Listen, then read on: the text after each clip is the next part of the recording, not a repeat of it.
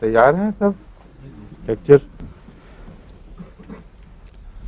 بعض تو میرا خیال ہے سونے کے لیے تیار بیٹھے ہیں. سنیں بعض کو نیند بہت آتی ہے اس لیکچر میں. بعض اس سے مراد ایک بھی ہو سکتا ہے. اس کا ہومیوپیتھک علاج کیا ہوگا؟ اگر لیکچر میں کسی کی کوئی سو جائے تو اس کا ہومیوپیتھک علاج کیا ہونا چاہیے؟ ہاں کسی کو پتہ ہے؟ انعام ملے گا اگر کوئی بتا دے. صحیح نہیں، اس کو خواب آ جائے گی کہ میرا نام لیا جا رہا ہے. جو لیکچر دے رہا ہو اس کو دوائی دی جائے.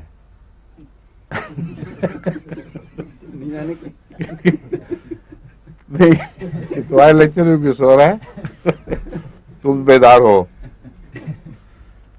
یہ لیکچر دینے والے کا بھی قصور ہوتا ہے اگر کوئی سو جائے، اس لیے کہ وہ کیوں سونے دے کسی کو، اس کا فرض ہے.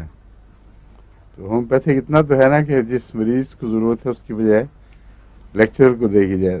واسطے سے ہومیوپیتھک بن جائے گی نا. انوائرمنٹ گرم ہوا ماحول کا بھی اثر ہوتا ہے تو لیکچرر کا قصور ضروری نہیں ہے. ہاں ضروری نہیں، لیکن وہ مس فائر کر جائے گی. ٹھیک ہے چلے پھر. جی جو میں نے بھی سوال پوچھا تھا کہ اگر کانسنٹریٹ نہ کر سکے تو اس کی دوائی کیا ہوگی؟ بات تو اس وجہ سے کانسنٹریٹ نہیں کرتے کہ جس مضمون کو پڑھ رہے ہیں اس میں دلچسپی نہیں. بات اس لیے نہیں کر سکتے کہ وہ سمجھ نہیں آ رہا ہوتا، اس لیے دماغ جو ہے وہ بار بار اپنا تعلق توڑتا ہے تو نیند آ جاتی ہے. اور بعض بیماری کی وجہ سے کیونکہ ذہن میں جو خون کا دباؤ، خون کی مقدار پہنچنی چاہیے، مسلس تھک جاتے ہیں، وہ جلد ریلیکس ہو جاتے ہیں اور وہ اتنا خون پہنچتا نہیں. کئی وجوہات ہو سکتی ہیں، اور بعض ذہنی پریشانیوں سے بھی ہو جاتا ہے. بار بار توجہ کسی اور پریشانی کی طرف منتقل ہو جاتی ہے.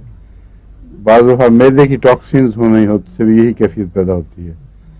آپ کو کیا کیفیت ہے؟ بچہ ہے چھوٹا، میں نے کہا اس کو پریشانی کیا ہوگی، بس 2 منٹ کے بعد اس کا دل نہیں کرتا نا پڑھنے. ہاں نہیں، وہ کسی اور طرف دل لگا ہوا اس کا شرارتوں میں یا ہاں، تو پھر یہی تو بات ہے.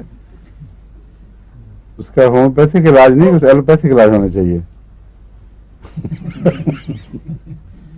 ڈنڈے سے اسکول کا علاج ہونا چاہیے.